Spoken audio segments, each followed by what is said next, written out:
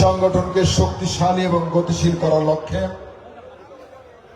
সিলেট মহানগর স্বেচ্ছাসেবক দল কর্তৃক আয়োজিত আজকের এই কর্মী সভার সংগ্রামী সভাপতি, সিলেট মহানগর স্বেচ্ছাসেবক দলের বিপ্লবী আহ্বায়ক, সাবেক নন্দিত ছাত্রনেতা, আমাদের সকলের প্রিয় রাজপথের এক সাহসী যোদ্ধা জনাব মাহবুব আলম চৌধুরী আমাদের মাঝে উপস্থিত রয়েছেন। আজকের এই কর্মী সভার প্রধান বক্তা, জাতীয়তাবাদী স্বেচ্ছাসেবক দলের বিপ্লবী সাধারণ সম্পাদক, জাতীয়তাবাদী ছাত্র দলের সাবেক সফল সভাপতি, রাজপথের আরেক সাহসী মেধাবী বরিষ্ঠ নেতৃত্ব, দেশনেত্রী বেগম খালেদা জিয়া এবং ভারপ্রাপ্ত চেয়ারম্যান জনাব তারেক রহমানের অত্যন্ত বিশ্বস্ত এবং আস্থাভাজন নন্দিত জননেতা জনাব রাজীব হাসান। উপস্থিত রয়েছেন সংগঠনের বিপ্লবী সাংগঠনিক সম্পাদক, রাজপথের আরেক মেধাবী নেতৃত্ব, নন্দিত জননেতা জনাব নাজমুল হাসান সহ জাতীয়তাবাদী স্বেচ্ছাসেবক দলের কেন্দ্রীয় নেতৃবৃন্দ, উপস্থিত স্বেচ্ছাসেবক দল সিলেট মহানগর শাখার বিপ্লবী সদস্য সচিব, যিনি আজকের এই কর্মী সভাকে অত্যন্ত দক্ষতার সাথে সঞ্চালনা করছেন, সেই প্রিয় স্নেহস্পদ এবং রাজপথের এক সাহসী নেতৃত্ব জনাব আফসর খান। উপস্থিত রয়েছেন সিলেট জেলা স্বেচ্ছাসেবক দলের বিপ্লবী আহ্বায়ক, সিলেটের রাজনীতির আরেক দিকপাল, এক অভিজ্ঞ রাজনীতিবিদ, দীর্ঘদিন ছাত্র রাজনীতি করে এসে এখন স্বেচ্ছাসেবক দলের হাল ধরেছেন। ইনশাল্লাহ আশা করি আগামী দিনে বিএনপির ভালো জায়গায় নেতৃত্ব দেবেন সেই দক্ষ নেতৃত্ব জনাব আব্দুল আহাদ খান জামাল। উপস্থিত জেলা স্বেচ্ছাসেবক দলের সদস্য সচিব শাকিব মোর্শেদ, উপস্থিত স্বেচ্ছাসেবক দলের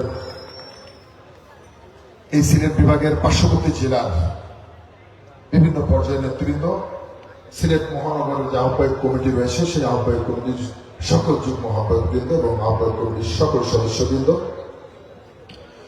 এবং 6টি থানা এবং 42টি ওয়ার্ডের সকল পর্যায়ের নেতৃবৃন্দ, সকলকে আমার ব্যক্তিগত পক্ষ থেকে, প্রাণের সংগঠন জাতীয়তাবাদী স্বেচ্ছাসেবক দলের পক্ষ থেকে, প্রিয় নেত্রী দেশনেত্রী বেগম খালেদা জিয়ার পক্ষ থেকে, আমাদের সাংগঠনিক অভিভাবক জনাব তারেক রহমানের পক্ষ থেকে আপনাদের সকলকে জানাচ্ছি অগ্রিম শুভেচ্ছা এবং বিপ্লবী অভিনন্দন। বক্তব্যের শুরুতে আমি গভীর শ্রদ্ধার সাথে স্মরণ করছি আমাদের আদর্শের জনক, মহান স্বাধীনতার ঘোষক, বাংলাদেশের প্রথম রাষ্ট্রপতি, বহুদলীয় গণতন্ত্রের প্রবক্তা, বাংলাদেশি জাতীয়তাবাদের স্থপতি, আধুনিক বাংলাদেশের রূপকার, বাংলাদেশের রাখাল রাজা শহীদ রাষ্ট্রপতি জিয়াউর রহমান বীরুত্তমকে আমি শ্রদ্ধার সাথে স্মরণ করছি। এই এখানে যে বসে আছে সাথে সাথে তোমরা দাঁড়িয়ে, তোমরা বসো ভাই, তোমরা বসো এখানে, পাঞ্জাবি পরে আসো কে দুলাল, তুমিও বসো ভাই। আমি শ্রদ্ধার সাথে স্মরণ করছি 17 বছর আমরা আপনারা সকলে মিলে যে ফ্যাসিবাদের বিরুদ্ধে লড়াই করেছিলাম দেশনেত্রী বেগম খালেদা জিয়া এবং তারেক রহমানের নেতৃত্বে। এই লড়াই সংগ্রাম করতে গিয়ে বিএনপি এবং অঙ্গ সহযোগী সংগঠনের অসংখ্য নেতাকর্মী তাদের মূল্যবান জীবন উৎসর্গ করেছেন। বিশেষ করে জুলাই এবং আগস্ট মাসে ছাত্র জনতার যে গণ অভ্যুত্থান সংগঠিত হয়েছে, সেই গণ অভ্যুত্থানে যে সমস্ত বীর জনতা তাদের জীবন উৎসর্গ করে প্রিয় মাতৃভূমিকে দ্বিতীয়বারের মতো স্বাধীন করেছেন, সেই বীর যোদ্ধাদেরকে আমি শ্রদ্ধার সাথে স্মরণ করছি। তাদের বিধি আত্মার মাগফিরাত কামনা করছি। তাদের শোক সন্তপ্ত পরিবারের প্রতি গভীর সমবেদনা জ্ঞাপন করছি। পাশাপাশি সিলেটের মাটি মানুষের নেতা, আমাদের আবেগের জায়গা, আমাদের অত্যন্ত কাছের এক প্রিয় ভাই, নন্দিত জননেতা, যিনি সিলেটের মানুষের মন জয় করেছিলেন, এবিলিয়া চালি দিনার সহ 17 বছর ফেসিবাদ আমাদের যে সমস্ত সহযোদ্ধাকে গুম করেছে এবং জুলাই এবং আগস্ট মাসে গণ অভ্যুত্থানের নেতৃত্ব দিতে গিয়ে যে সমস্ত ছাত্র জনতা এখনো আহত অবস্থায় চিকিৎসাধীন রয়েছেন, অনেকে পঙ্গুত্ব বরণ করেছেন, অনেকে দৃষ্টিশক্তি হারিয়েছেন, আমি তাদের সকলের প্রতি এবং তাদের পরিবারের প্রতি সহমর্মিতা জ্ঞাপন করছি। প্রিয় সহযোদ্ধা বন্ধুরা, আপনারা একটু অনেকে অনেকক্ষণ বসে আছেন, সেজন্য হয়তো ছটফট করছেন যে কতক্ষণে বক্তব্য শেষ হলে চলে যাব।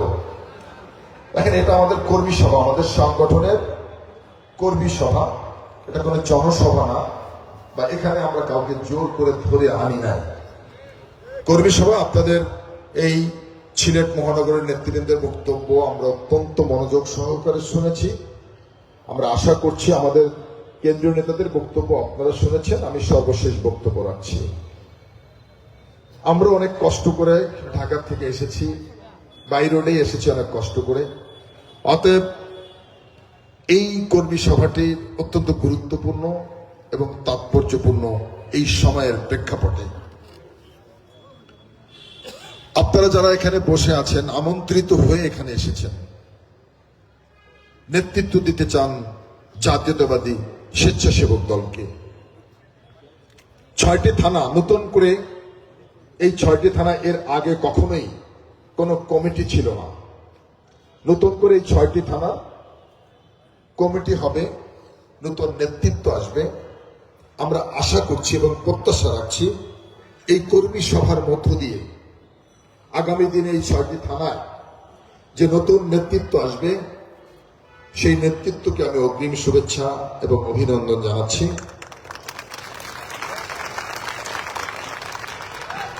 পাশাপাশি যে কথাটা বলতে চাচ্ছি সেটা হচ্ছে, আমার সাধারণ সম্পাদক, আমাদের সংগঠনের প্রিয় সাধারণ সম্পাদক বলেছেন যে স্বেচ্ছাসেবক দল করতে এসেছেন, সেজন্য স্বেচ্ছাসেবক দল সম্পর্কে আপনাদেরকে জানতে হবে, বুঝতে হবে।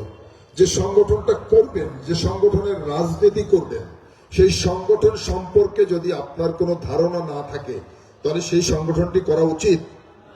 আমি মনে করি উচিত না। সেই সংগঠনটা কোন ধরনের সংগঠন, এই সংগঠন করলে কি হতে পারে, আপনার রাজনীতি যে অ্যাম্বিশন, আপনি যেখানে যেতে চান, এই সংগঠনের সিঁড়ি বেয়ে সেখানে যাওয়া যাবে কিনা, এই সমস্ত কিছু চিন্তা ভাবনা করবেন। আমাদের এই কর্মী সভাটা কোনো গতানুগতিক সভা না। এই সভা থেকে অনেক কিছু জানার আছে, শেখার আছে বলে আমি মনে করি। আপনাদের বক্তব্য থেকে আমি শিখেছি, শেখার শেষ নেই। আপনাদের কাছ থেকে অনেক কিছু শেখার আছে। এখানে যারা বসে আছেন, আমি মনে করি আল্লাহ আমাকে একদিকে হয়তো যোগ্যতা দিয়েছে, কিন্তু এখানে যারা বসে আছেন আপনাদের প্রত্যেকের নানান ভাবে আপনাদের যোগ্যতা রয়েছে। আপনাদের কাছ থেকেও আমাদের শেখার আছে আমি মনে করি। আপনারা বক্তব্য রেখেছেন, আমরা মনে করি ওখান থেকে আমরা কিছু পেয়েছি। প্রিয় বন্ধুরা, আমি প্রথমে একটা প্রশ্ন করতে চাই। জাতীয়তাবাদী স্বেচ্ছাসেবক দল প্রতিষ্ঠা করেছেন কে? আপনারা বলতে পারবেন? হ্যাঁ, শহীদ রাষ্ট্রপতি জিয়াউর রহমান, আমাদের আদর্শের জনক, আমাদের আদর্শের জনক শহীদ রাষ্ট্রপতি জিয়াউর রহমান। কত সালে কত তারিখে এই সংগঠনটি জন্মগ্রহণ করেছে এবং প্রতিষ্ঠিত হয়েছে বলতে পারবেন? 1980 সালের সঠিক কত তারিখ? 19 আগস্ট। এই কথাগুলো মনে রাখতে হবে। কেউ যদি প্রশ্ন করে, ভাই আপনাদের এই সংগঠন কবে প্রতিষ্ঠিত, আপনি যদি মহল্লার মধ্যে না বলতে পারেন, তাহলে আপনাকে তো ধিক্কার দিবে যে সংগঠন কবে জন্ম হয়েছে তাই জানে না, কে প্রতিষ্ঠা করছে তাই জানে না, সংগঠন করতেছে, হতে পারে না। সেজন্য একটা ধারণা রাখতে হবে যারা স্বেচ্ছাসেবক দল করতে আসছে। স্বেচ্ছাসেবক দল জিয়াউর রহমান গঠন করলেন কেন? স্বেচ্ছাসেবক দল একটি প্রেক্ষাপটে জিয়াউর রহমান প্রতিষ্ঠিত করেছিলেন।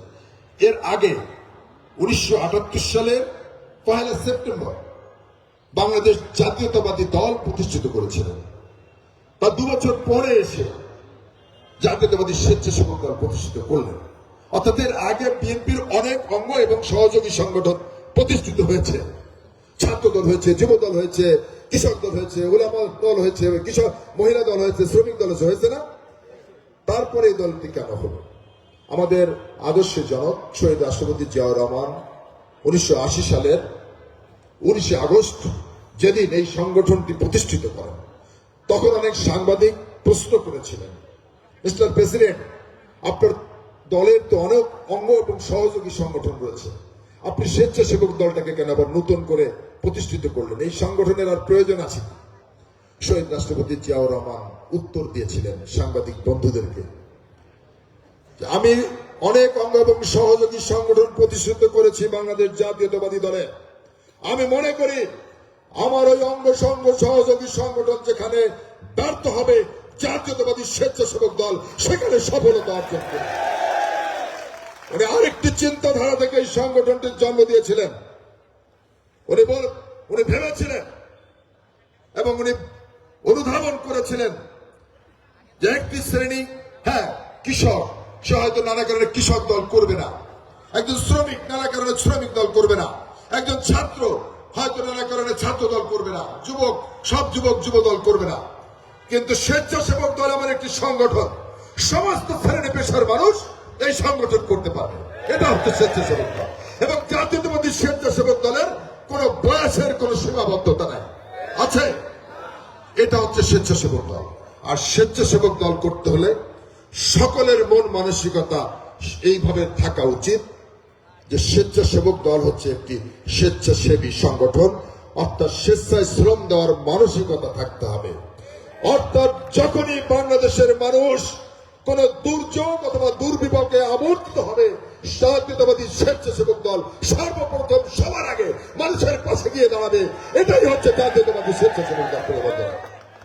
আমি বিশ্বাস করি আপনারা যারা এখানে বসে আছে তারা সবাই এটাকে জেনে শুনেই জাতীয়তাবাদী স্বেচ্ছাসেবক দল করবেন। প্রিয় বন্ধুরা, আরেকটি কথা মনে রাখবেন, যে সংগঠনটি করতে আসছেন সেই সংগঠনের প্রতিষ্ঠাতা আমাদের আদর্শের জনক শহীদ রাষ্ট্রপতি জিয়াউর রহমান সম্পর্কে যদি আপনি ধারণা না রাখেন, তার জীবন যাপন সম্পর্কে যদি আপনি না জানেন, তার সম্পর্কে যদি আপনার কোন ধারণা না থাকে, রাজনীতি কিন্তু সুন্দর হবে না, পরিচ্ছন্ন হবে না এবং পরিশুদ্ধ হবে না। প্রিয় বন্ধুরা, সেই জন্য আদর্শ সম্পর্কে জানতে হবে। আদর্শ যদি আপনার সামনে থাকে, আমি বিশ্বাস করি রাজনীতি আপনি অনেক দূরে যেতে পারবেন এবং সেই রাজনীতি স্থায়ী লাভ করবে। আমি মনে করি প্রিয় বন্ধুরা, স্থায়িত্ব লাভ করবে যদি আপনি আদর্শ সম্পর্কে জানেন। শহীদ রাষ্ট্রপতি জিয়াউর রহমান কে, কি জন্য তার দলের রাজনীতি করেন। আপনারা যারা এখানে বসে আছেন, আপনাদের সাথে আমার সম্পর্কটা কি? কেন্দ্রীয় নেতৃবৃন্দ বসে আছেন, ঢাকা থেকে এসেছেন, আপনারা এখানে যারা আছেন, বিভিন্ন জায়গায় আপনাদের বাড়ি, আপনাদের সাথে আমাদের সম্পর্কটা কি? কি কারণে এখানে এসেছেন? একটি মাত্র সম্পর্ক, সেটা হচ্ছে আমরা একটা দলকে ভালোবাসি, একটা দলের রাজনীতি করি, একটা দলের আদর্শকে আমরা বিশ্বাস করি, তাই না? অর্থাৎ আমরা যেখানে আছি, এখানে যারা বসে আছি, সবাই শহীদ রাষ্ট্রপতি জিয়াউর রহমানের যে দর্শন আমাদেরকে দিয়ে গেছে বাংলাদেশি জাতীয়তাবাদ, আমরা এখানে যারা বসে আছি আমি বিশ্বাস করি আমরা সবাই বাংলাদেশি জাতীয়তাবাদে বিশ্বাস করি। এবং আমরা যারা এখানে বসে আছি আমরা সবাই শহীদ রাষ্ট্রপতি জিয়াউর রহমানের আদর্শকে ধারণ করি, লালন করি এবং পালন করি। প্রিয় বন্ধুরা, এটাই তো আমাদের পরিচয়, এই কারণেই তো আমাদের মধ্যে সম্পর্ক, তাই না? প্রিয় বন্ধুরা, সেজন্য শহীদ রাষ্ট্রপতি জিয়াউর রহমানের সম্পর্কে আপনাদেরকে জানতে হবে।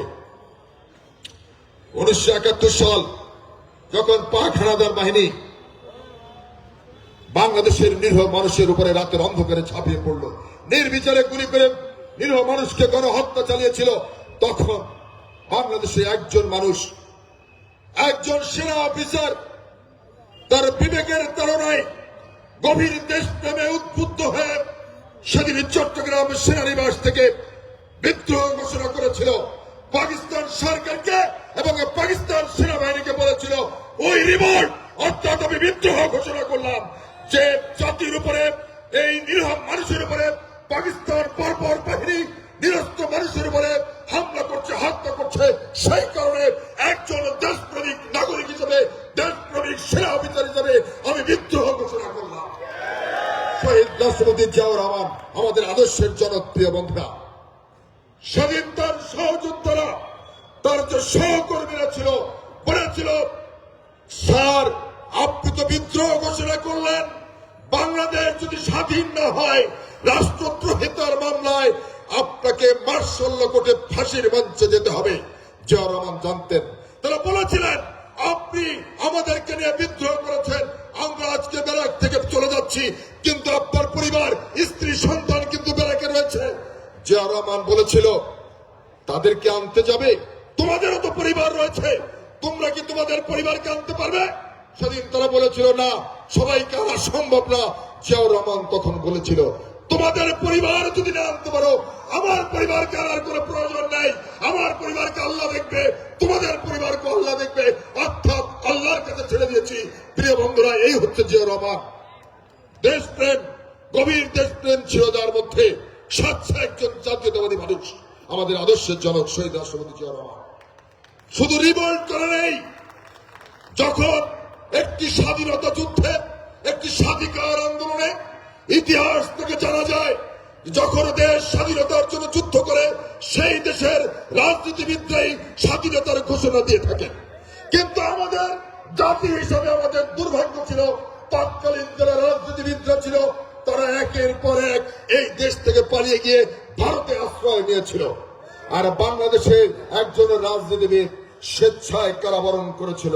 এদেশের মানুষ জানে, ইতিহাস জানে, ইতিহাস সাক্ষী দেয়। প্রিয় বন্ধুরা, আমরা ইতিহাস থেকে জেনেছি সেদিন শেখ মুজিবের ডান হস্ত বলেন, বাম হস্ত বলেন, ওই তাজউদ্দিনরা গিয়েছিল শেখ মুজিবকে বলেছিল স্বাধীনতার ঘোষণা দিতে। স্বাধীনতার ঘোষণা যদি আপনি না দেন, জাতি দ্বিধাগ্রস্ত হবে, নেতৃত্ব শূন্যতায় থাকবে। সেদিন শেখ মুজিব বলেছিল তাজউদ্দিনকে, আমাকে রাষ্ট্রদ্রোহ মামলা দিতে চাও, রাষ্ট্রদ্রোহ মামলায় আমাকে ফাঁসির কাস্টে ঝুলাতে চাও, আমি স্বাধীনতার ঘোষণা দিব না। সেদিন শেখ মুজিব স্বেচ্ছায় পাকিস্তানিদের কাছে বন্দী হয়ে পাকিস্তানে চলে গিয়েছিল। প্রিয় বন্ধুরা, আর জিয়াউর রহমান যখন বাংলাদেশের রাজনৈতিক নেতৃত্বের শূন্যতা, যখন কোন নেতাকে খুঁজে পাওয়া যাচ্ছিল না, তখন একজন মেজর সেদিন চট্টগ্রাম কালুরঘাট বেতার কেন্দ্র থেকে স্বাধীনতার ঘোষণা দিয়েছিল এবং বলেছিল, এই মেজর, আমি একজন মেজর জিয়াউর রহমান স্বাধীনতার ঘোষণা দিলাম। জিয়াউর রহমান তো স্বাধীনতার ঘোষণা দেওয়ার কথা ছিল না। বন্ধুরা, দেশের প্রয়োজনে, দেশমাতৃকার, দেশের স্বাধীনতার প্রয়োজনে জিয়াউর রহমান বুঝেছিল যে বাংলাদেশের মানুষ নেতৃত্ব শূন্যতায়, তখন তিনি ঘোষণা দিয়েছিলেন স্বাধীনতা। প্রিয় বন্ধুরা, আমাদের আদর্শের জনক শহীদ রাষ্ট্রপতি জিয়াউর রহমান শুধু স্বাধীনতার ঘোষণা নয়, নিজে অস্ত্র হাতে যুদ্ধ করে প্রিয় মাতৃভূমিকে হানাদার মুক্ত করে স্বাধীন করেছিল শহীদ রাষ্ট্রপতি জিয়াউর রহমান, আমাদের আদর্শের জনক। প্রিয় বন্ধুরা, অর্থাৎ রাজনীতিবিদরা যেখানে ব্যর্থ হয়েছিল, শহীদ রাষ্ট্রপতি জিয়াউর রহমান সেখানে শতভাগ সফলতার পরিচয় দিয়েছে।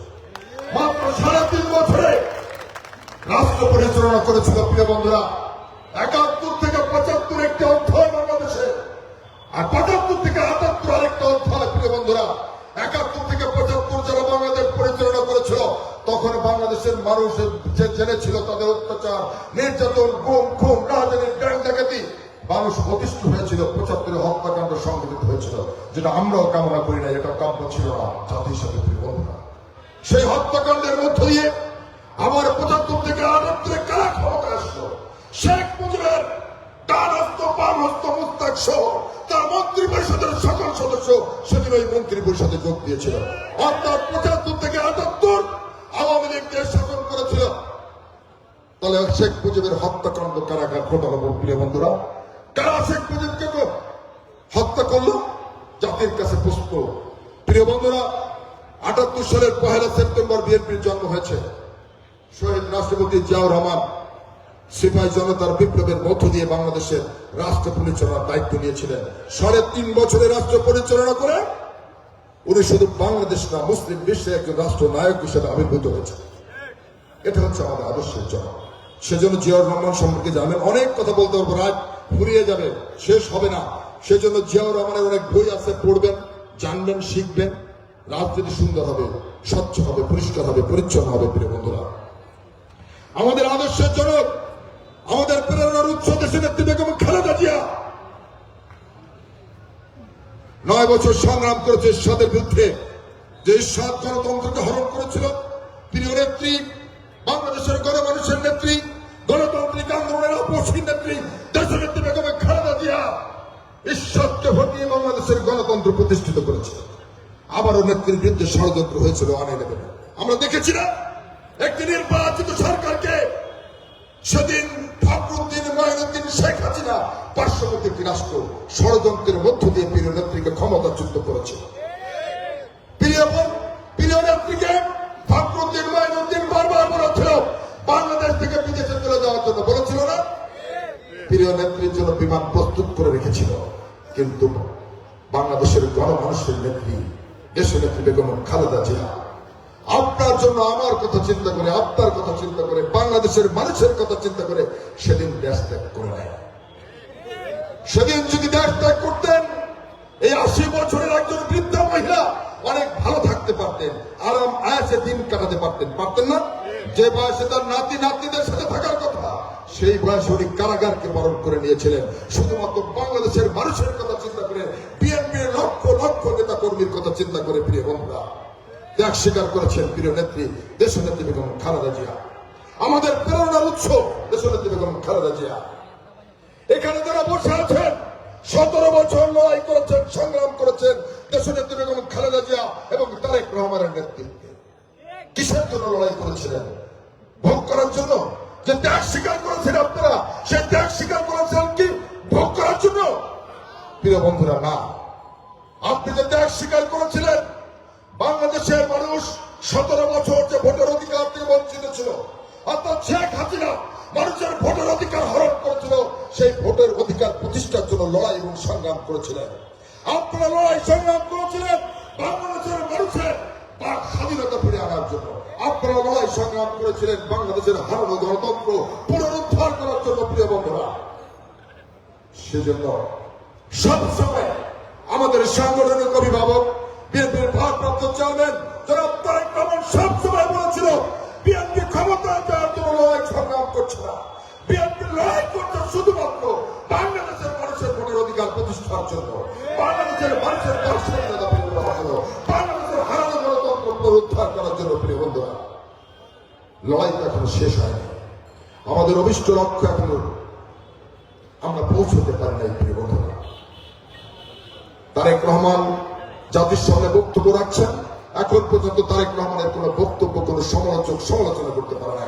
অর্থাৎ আমরা মনে করি বাংলাদেশের মানুষ তারেক রহমানকে গ্রহণ করেছে এ জাতির ভবিষ্যৎ নেতা হিসেবে।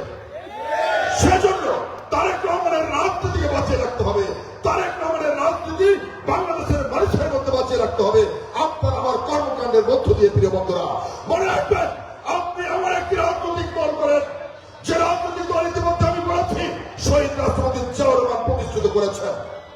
আপনি বাংলাদেশের সব থেকে জনপ্রিয় এবং বৃহৎ রাজনৈতিক দলের সদস্য হিসেবে বাংলাদেশের সাধারণ মানুষ আপনাদের কাছে অনেক কিছু আশা করে, অনেক কিছু প্রত্যাশা করে, আপনাদের দায়িত্বশীল ভূমিকা বাংলাদেশের মানুষ প্রত্যাশা করে। প্রিয় বন্ধুরা, রাজনৈতিক এই পথ পরিবর্তনের পরে, রাজনৈতিক এই পরিবর্তিত পরিস্থিতির মধ্যে বাংলাদেশের মানুষ আপনাদের দিকে তাকিয়ে আছে। সেজন্য এমন কোন কাজ করা যাবে না যে কাজটি করলে আমার দল বিব্রত বোধ করবে, যে কাজটি করলে দল ক্ষতিগ্রস্ত হবে, সেই কাজটি করা যাবে না। প্রিয় বন্ধুরা, সেজন্য বলি, শহীদ রাষ্ট্রপতি জিয়াউর রহমান বলেছিলেন, দলের প্রকৃত কর্মী সেই যে দুঃসময়ে পালিয়ে যায় না, সুসময়ে চরিত্র হারায় না। আমরা বিশ্বাস করি আপনারা যারা বসে আছেন, আপনারা দুঃসময়ে দল ছেড়ে যান নাই, আপনার দল থেকে পালিয়ে যান নাই। আমরা বিশ্বাস রাখতে চাই আপনাদের প্রতি, আগামী দিনে সুসময়েও আপনারা আপনাদের চরিত্র হারাবেন না। প্রিয় বন্ধুরা, প্রিয় বন্ধুরা, রাজনীতি এই অতীত নিকট ইতিহাস থেকে আমাদের যদি শিক্ষা গ্রহণ করতে না পারি, তাহলে কিন্তু ইতিহাসে রাস্তা করে ওই আওয়ামী লীগের মতো আমাদেরকে নিক্ষিপ্ত হতে হবে। প্রিয় বন্ধুরা, সেজন্য রাজনীতির যে গতানুগতিক ধারা রয়েছে, এই ধারা থেকে আমাদেরকে বের হয়ে আসতে হবে। রাজনীতির গুণগত মানকে উন্নয়ন করতে হবে, রাজনীতিকে আধুনিকায়ন করতে হবে। প্রিয় বন্ধুরা, আমাদের শক্তির উৎস তারেক রহমান, তারেক রহমানের কথাটা মাথায় রাখতে হবে। তারেক 17 বছর পর এক মিথ্যা মামলা দেওয়া হয়েছিল। প্রিয় বন্ধুরা, তারেক রহমানকে দুর্নীতিবাজ বানানোর জন্য, তারেক রহমানের গায়ে দুর্নীতির তকমা লাগানোর জন্য শেখ হাসিনা এমন কোন কাজ বাকি রাখে নাই, করে নাই এবং প্রমাণ করার চেষ্টা করে নাই। শেখ হাসিনা এমন কিছু বাকি রাখে নাই, কিন্তু শেখ হাসিনা শতভাগ ব্যর্থ হয়েছে। প্রিয় বন্ধুরা, আমরা দেখেছি শুধুমাত্র রাজনৈতিক প্রতিহিংসার কারণে তারেক রহমানের বিরুদ্ধে যখন একের পর এক মামলা দায়ের করা হয়েছে, সেই মামলায় গ্রেপ্তারি পরোয়ানা পাঠানোর ঠিকানা খুঁজে পায় নাই শেখ হাসিনা এবং তার আদালত। ঢাকার শহরে তারেক রহমানের কোন ঠিকানা খুঁজে পায় নাই। তারেক রহমানের বাবা বাংলাদেশের সেনাবাহিনীর প্রধান, তারেক রহমানের বাবা বাংলা